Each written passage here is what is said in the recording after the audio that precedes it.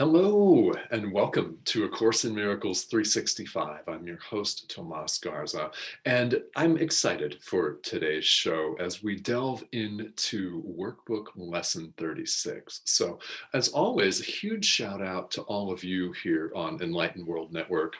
Thank you so much for tuning in. And I know there have been a number of you that have tuned in routinely, and I really appreciate that. I hope that as you go through your own study and practice of A Course in Miracles, especially if you're going along in the workbook with us or on your own, I hope that you're finding this to be a beautiful, life-changing experience. If you're not so far, there's nothing wrong with that, because this entire thought system aims to reverse the way we look at everything, including the world that we live in. And if something, frankly, doesn't challenge your deepest held assumptions about life, then what are we doing? If something doesn't challenge everything that you now believe, then eventually, whether it's in this lifetime or the next or the one after that, doesn't matter if you believe in that sort of thing or not. Eventually, you'll reach a point where you will decide in favor of love instead of the ego. You will, in other words, stop playing it small in life. That's really what we're doing when we side with the ego.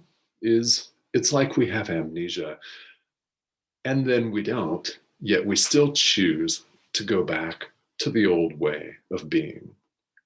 The fact that you're watching this live stream right now indicates to me that you're done with that old way of being. So, taking that as our guide for today, let's delve into this particular workbook lesson because it brings up a lot. It brings up a lot, especially if you were raised in the West, as I was, as most of us were here. You know, if you were raised in an Eastern spiritual tradition, it's going to look a little bit different for you. But in in my lifetime, I've been told in many different ways and in many different forms and tones of voice, I have to add, that I'm a sinner, right? That we're all sinners. So let's break that down today because it simply isn't true. If you look at the title of today's live, I've put some little nuggets in there for your consideration. And what I hope is that whether you agree with what I have to say in the next few minutes or not, that's okay with me if you don't, honestly, because I hope that you take it to heart. And if you begin to think about it, even for 1 second, I will have succeeded in what I'm doing today. Lesson 36 reads, "My holiness envelops everything I see." Yesterday, we looked at ourselves as the perceiver. Today, we're expanding that to look at everything that we see in the world. And simply, as always, applying the day's idea, whether you believe it or not. So the action is in the very first paragraph. If you have this and you're following along live, or whether you're catching the replay, it says that you're holy because your mind is part of God's. Right? That was lesson 35 that we looked at in yesterday's live stream. Our minds are holy because they're a part of God's. They've never been separated, never been separate from. There is no separation of any kind. Whether you believe that or not does not matter. Just let that idea sit in your mind. And it would be very fun and very cool of you to play around with that a little bit. There is no separation of any kind. Period. None. Obviously, we're having a different experience here in the world, and that's okay. In our world of separation, we seem to be cut off from love. We have it for bursts of time. We might be in a loving relationship. You might be married to a beautiful partner, and you have what other people would consider a dream relationship. That could be. Yet, as long as we still retain even one shred of separation, we see ourselves as separate. Quite literally, it's all or nothing. Sinless is referred to here. This workbook lesson refers to sinless as without sin, so it brings up the word sin. There isn't any sin, right? And it is all or nothing. Either you are sinless or you are not. All right, so we're told here, I was told, I'll use myself as an example, well, I'll even name the church, Hoffmantown Baptist Church. Yes, Albuquerque, New Mexico, growing up. Yeah, so this is where some of the artwork comes from, right? From New Mexico, the rug behind me. Yeah, in that church, I was fed, and I prefer to call it force fed, the message that we're all sinners, worthy of punishment. By nature, we are sinners, sinners, sinners, sinners, sinners, sinners, sinner. Repeated. It's a repeated inculcation, isn't it? You may have had the exact same thing growing up. Now, my question is, did that resonate with you? Does it now? It did not resonate with me. So the deal is that, and this is something that A Course in Miracles confirmed for me, perhaps it confirms this for you, is that we're not sinners. In fact, there's nothing wrong with us deep down. We are not broken. You are not broken. Start with that as a premise. Whatever your spiritual practice looks like, whether you are actively working with A Course in Miracles or not, start with that as the premise that you are not fundamentally broken. You are not fundamentally flawed. You are not a sinner worthy of punishment and death, right? Like God's going to strike you down with a thunderbolt from on high. You'll be stricken blind and sick. Why? Because you transgressed against God. No, you're not broken. And ultimately, there is no such thing as sin. It is not real. It's not real. How can I say that? Well, God is love, correct? God has no ego to be offended. If there is no sense of separation at all, if there is no separation, period, how can one transgress another when we're all one? There is no ego to be offended. See, the belief in sin goes right along with our convenient fiction about being separate from each other, because one person offends another. We get offended. We take offense when someone does something that we perceive to be against us. There are millions of examples, right? That's not even open for debate, the way we habitually react to these things. Now, something like A Course in Miracles and the workbook for students is designed to take us deeper, what's under the surface, and that is fear.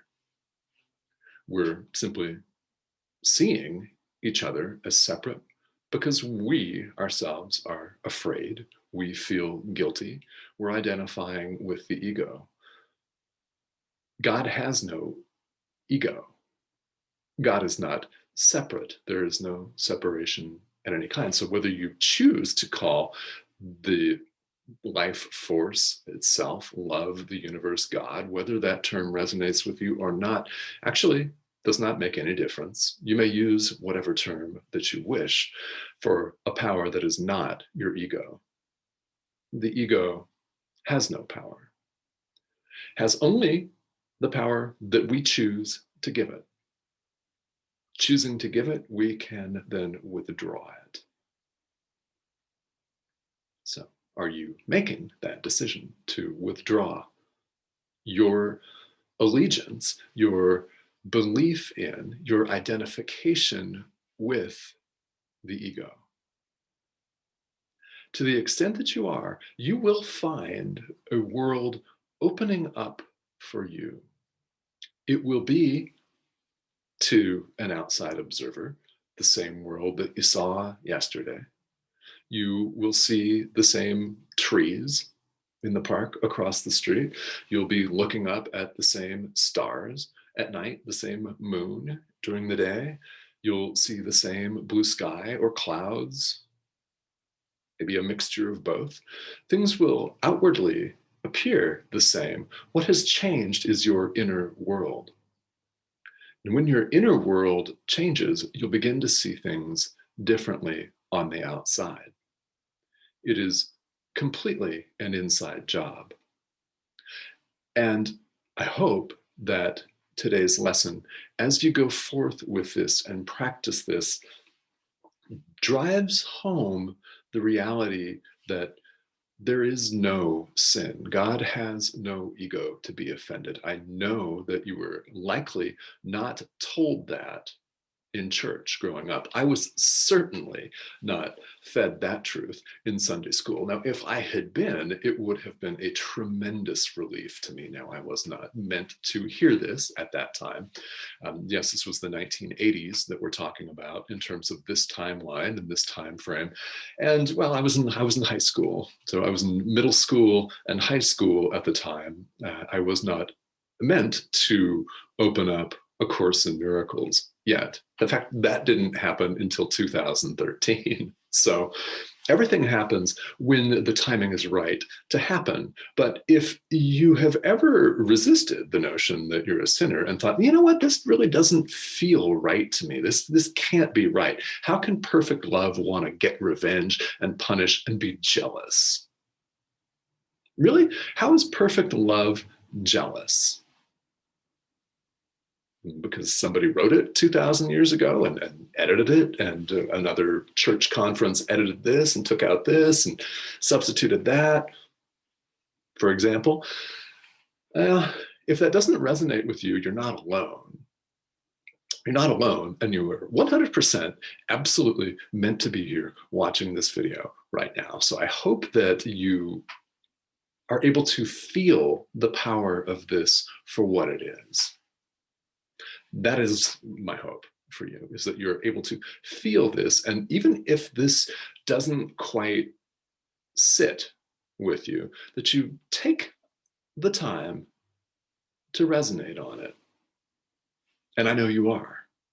So my work is done here for today. This is a daily live stream, and I do take questions and comments. So let me bring these up here today. And, the practice periods today, what we do is we look around and say, my holiness envelops this computer screen. All right, my holiness envelops these paintings. My holiness envelops this cell phone, right? My holiness envelops this body. And just proceed in that way. My holiness envelops everything I see. So let's see who's tuning in here live today. I've got a couple of people. Yes, Deirdre and Robert, hello, how are you? Yeah, and so Deirdre writes that religion puts human attributes onto God. It doesn't make sense. Yeah, that didn't make sense to me. I used to look at lots of church pamphlets, and there were, this was at the Baptist church, where they had pictorial Bibles and little devotionals and books and literature that had kind of almost cartoonish pictures in them.